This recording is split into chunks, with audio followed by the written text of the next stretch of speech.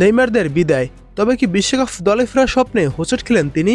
দেখুন, আসন্ন ফুটবল বিশ্বকাপে ব্রাজিল দলে জায়গা পেতে লড়াই নেমেছেন নেইমার। সামনের প্রত্যেকটি দিন, প্রত্যেকটি ম্যাচ এখন নেইমারের জন্য এক একটা ফাইনাল ম্যাচ। সে হিসেবে বলা চলে, জাতীয় দলে ফেরার অভিযানে বড়সড় একটা হোঁচট খেলেন সেলেসাদোর জার্সিতে সর্বোচ্চ এই গোলদাতা। পাউলিস্তা চ্যাম্পিয়নশিপের কোয়ার্টার ফাইনাল থেকেই এবার বিদায় নিল সান্তোস। সোমবার 23 ফেব্রুয়ারি অ্যাওয়ে ম্যাচে সিরিয়ার বীর দল গ্রেমিও নবরিজন্টিনোর কাছে 2-1 গোলে হেরে গেছে সান্তোস। এদিন দলের প্রথম গোলটি হজমের জন্য সরাসরি দায়ী ছিলেন নেইমার।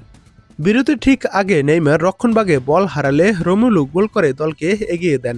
দ্বিতীয়ার্ধে 20তম মিনিটে গ্যাব্রিয়েল বসেন্তো সমতায় ফেরান, তবে যোগ করার সময়ের 6ষ্ঠ মিনিটে লিওনালদি স্বাগতিকদের জয় নিশ্চিত করেন, আর এতেই হেরে বিদায় নেয় সান্তোস।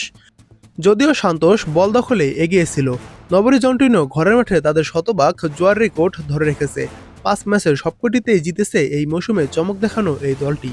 এই হতাশাজনক হারের পর 34 বছর বয়সী নেইমার সমালোচনার মুখে পড়েছেন, তবে দ্বিতীয়ার্ধে নেইমার ভালো খেলেছে।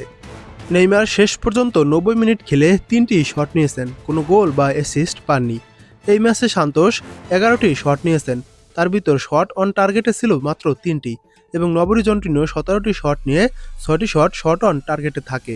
বলের দখলে 68% ছিল সান্তোসের দখলে।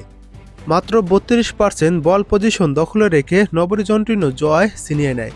আগামী মার্চে জাতীয় দলে ফেরার লক্ষ্য ঠিক করলেও সেই স্বপ্নে কিছুটা হলেও দেখা খেলেন নেইমার, কারণ এই কোয়ার্টার ফাইনালের ম্যাচটি হেরে গেছে সান্তোস। এই ম্যাচটি জিতলে সামনে সেমিফাইনাল বা ফাইনাল সহ অনেকগুলো ম্যাচ খেলতে পারতেন তিনি। আর এখন যেহেতু হেরে বিদায় নিয়েছেন, তাই পাউলিস্তা লিগের আর কোনো ম্যাচ নেই সান্তোসের।